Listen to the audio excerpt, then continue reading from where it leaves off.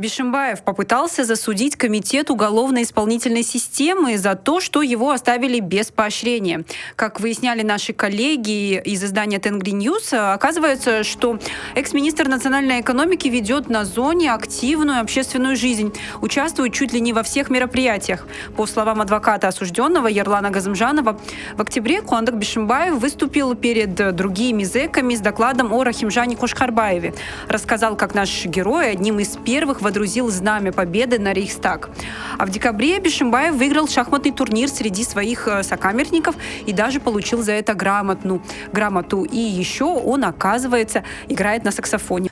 Несмотря на все эти заслуги, Бишимбаев не получил поощрения, на которое рассчитывал. Газымжанов считает, что руководство колонии предвзято относится к его подзащитному.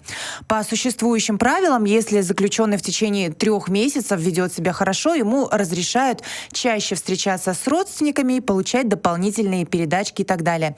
Бишимбаев отбывает свой срок с 18 июля. И ведет себя, во всяком случае, по словам Газымжанова, примерно, а значит, по мнению адвоката, заслужил поощрение.